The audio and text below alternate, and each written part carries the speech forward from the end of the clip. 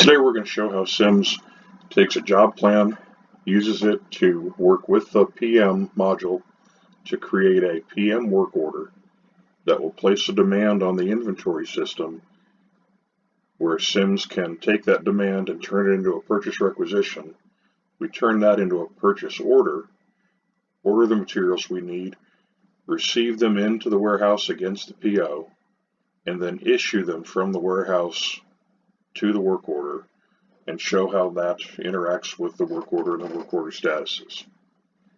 So to start with, I'm going to grab Job Plan 1002, and I want the latest version of it, so I'm going to say active for the status. And that brings up the 4th revision, which is the latest revision. This is a monthly PM on an Ingersoll Rand air compressor.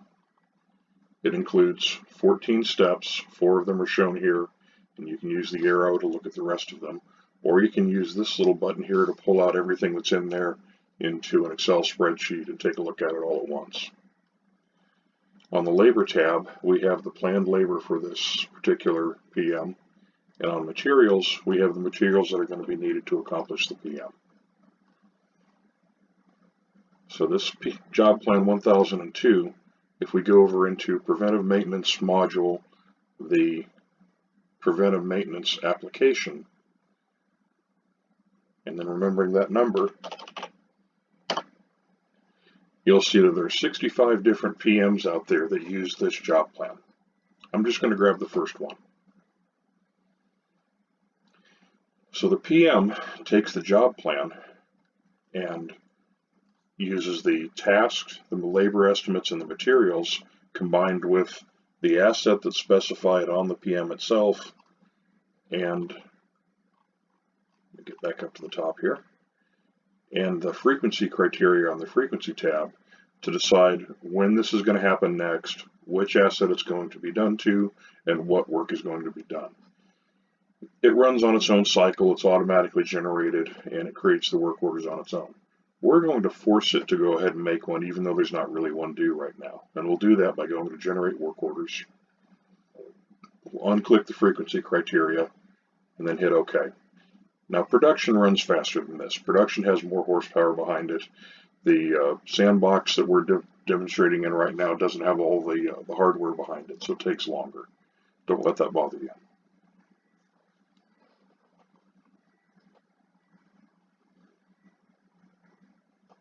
Okay, so a work order gets created. So that work order, we go back to our home page, and this time let's look at the scheduling start center. And we'll look for waiting for material work orders. But right now I only want to see the PM work orders. So these are PM work orders that we don't have all the materials we need to do the job. And here's that air compressor. Now the first thing I want to point out is the status of this work order is waiting for material, because we don't have all the material. This is the vehicle of this work order getting approved, is what places the demand on the inventory system to say, hey, we need that quart of oil and we need that air filter. And then from here, Sims will go through and create a purchase requisition for that, and procurement will pick that up, take that PR, turn it into a PO. So I'm going to stop here and let them take over. When the warehouse specialist logs into Sims, they will select the auto-ordered purchase request in the purchase request waiting for approval from reorder portlet in their start center. Each user role in the procurement process will have customized start centers containing portlets with information pertinent to their job.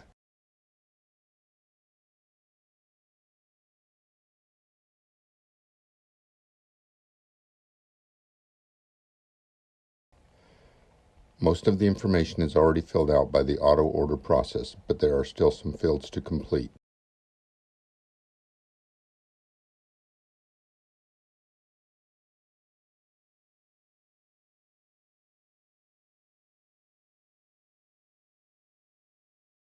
We'll come back to NTE later.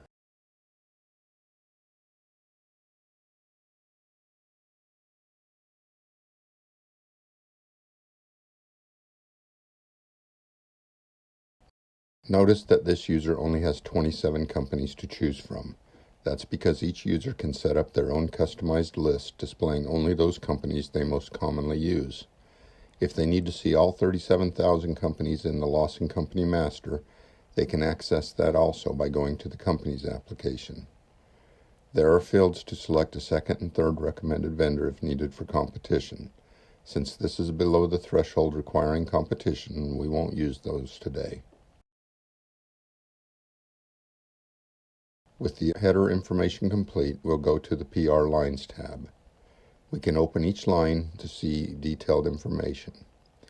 If the item were on the USDA or EPA lists requiring minimum bio-based or recycled content, that information would be displayed here and would be included in the line item description on the RFQ and the purchase order.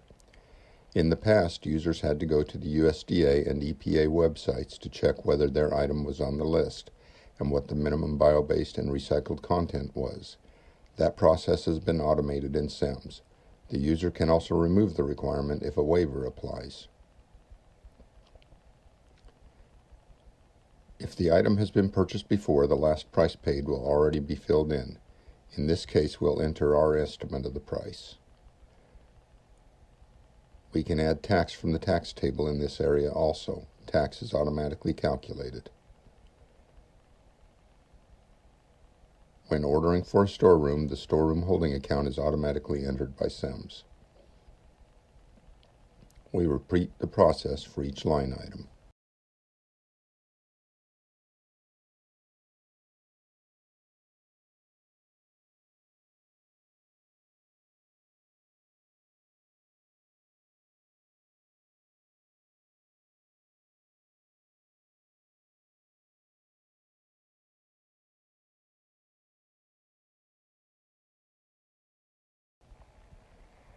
Now we return to the Purchase Request Header tab. Scrolling down, we can see the line item total.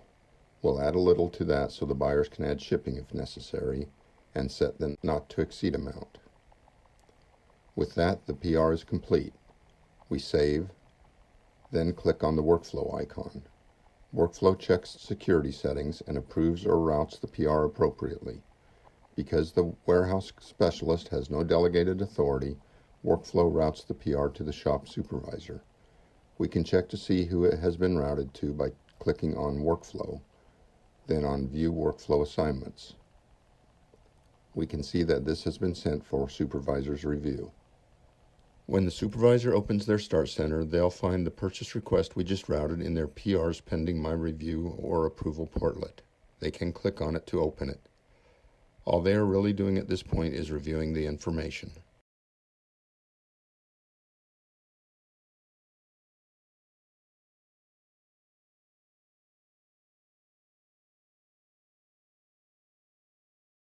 The only thing they must do before workflowing it is to confirm that there are sufficient funds in the budget for the requirement. After checking that box, they save, then workflow. When they workflow the purchase request, they have two options. They can coordinate for approval, which will result in the purchase request being approved and routed to the buyers if they have authority to approve it, or it will route to the next person in the site's purchase request approval hierarchy. The other option they have is to return the purchase request to the requester with a memo telling them what needs to be corrected. Because they had sufficient delegated authority to approve this purchase request, the status of the purchase request changes to approved and it routes to the buyers. If it had been over their authority, it would have routed to the manager or project manager. The workflow hierarchy can be customized for each user depending on the organizational structure at their project site. Before exiting, we can check workflow assignments to see that the purchase request is assigned to the buyers.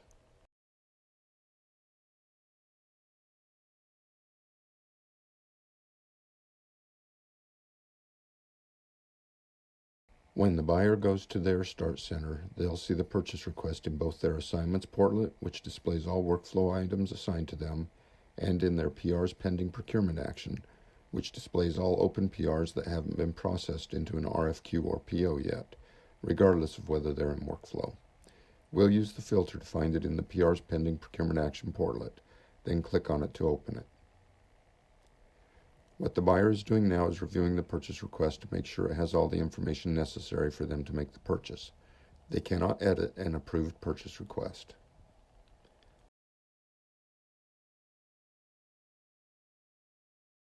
Once the buyer has completed their review, they workflow it. When they do, they get 4 options. They can create a purchase order from the purchase request, go to the request for quote application and create an RFQ from it, go to the purchase contracts application where they manage and make blanket purchase agreement calls, or return it to the requester with a memo. In this case, since it's under the competition threshold, we'll go directly to a purchase order. We'll select auto number, then return to our Start Center.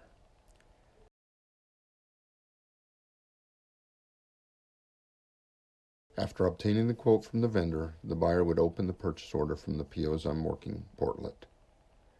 There are just a few things they need to complete. Most of the information flows over from the purchase request. They need to put in a purchase order type and enter the date that the vendor has promised delivery.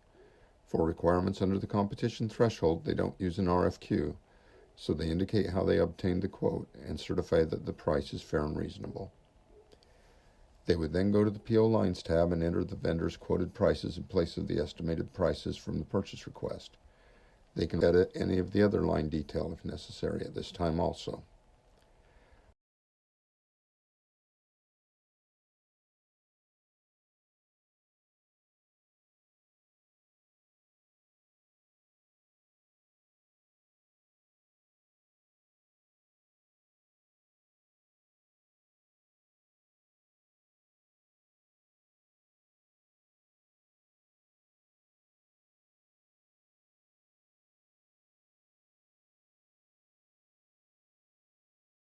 With that, the purchase order is ready. First they save, then click on Workflow. They have the choice of either starting the PO approval process or canceling the purchase order. Because they have sufficient authority to approve this purchase order, the electronic signature process begins. The purchase order status is changed to approved, and they apply their password-protected electronic signature.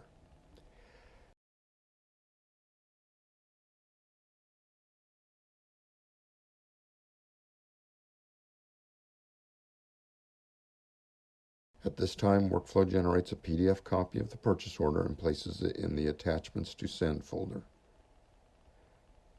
The buyer can add any other attachments they want to send with it to the vendor. Periodically, SIMS checks for unsent POs and generates an email to the vendor with the PO and any other attachments attached.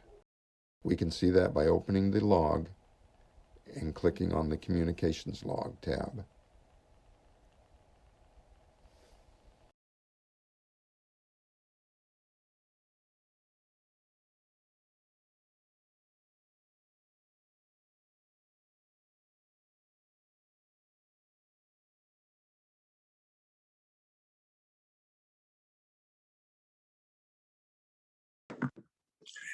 Hello, today we're going to go through receiving items on a PO.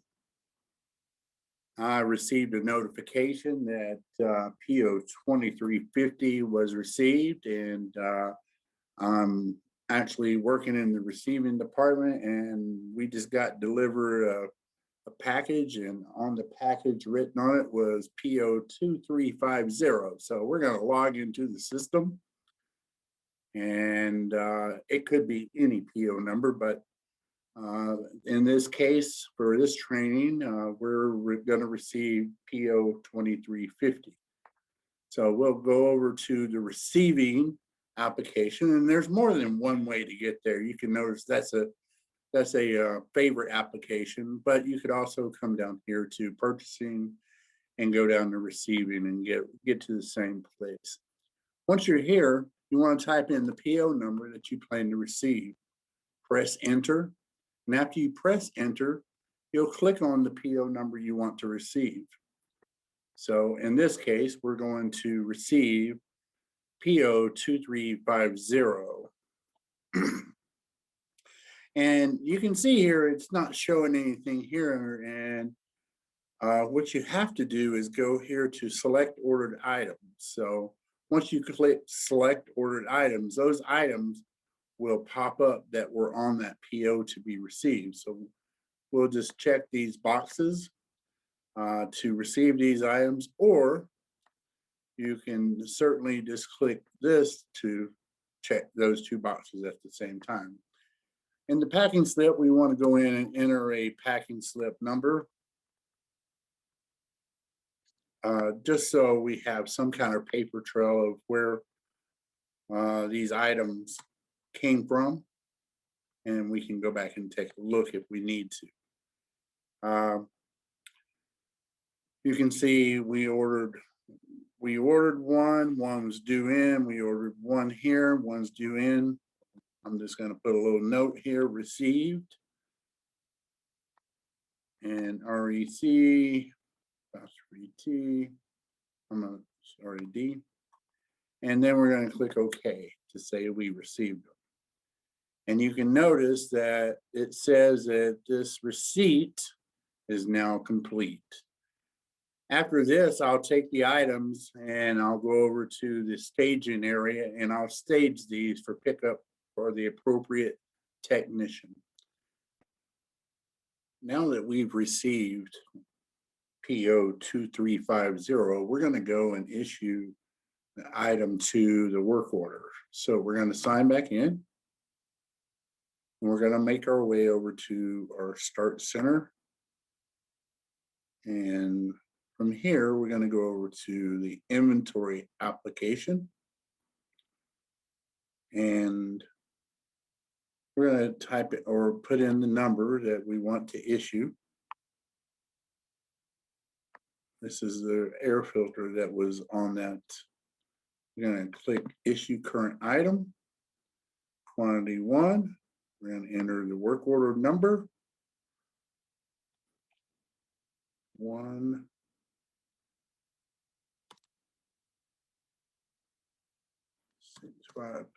I'm sorry. We'll just do a search. I don't recall the number offhand, but we'll make this quick and as possible. So we'll do a search 65121, hit enter, and we'll choose the one that we want to issue it to. We'll ensure here that our GL account number is appropriately charged by selecting the appropriate numbers. And we'll click OK.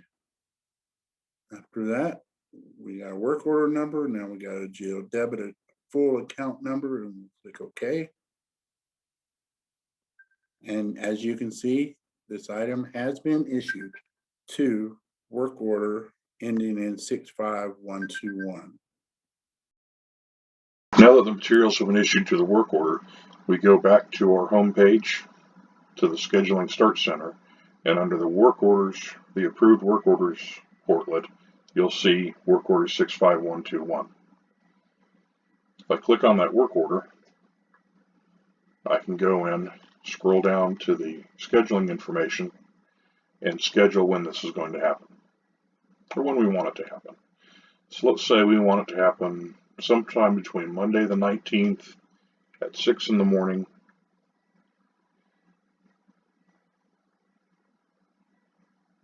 and Friday the 23rd. There we go, at 5 p.m., somewhere in that window. We can hit save. Change the status to scheduled.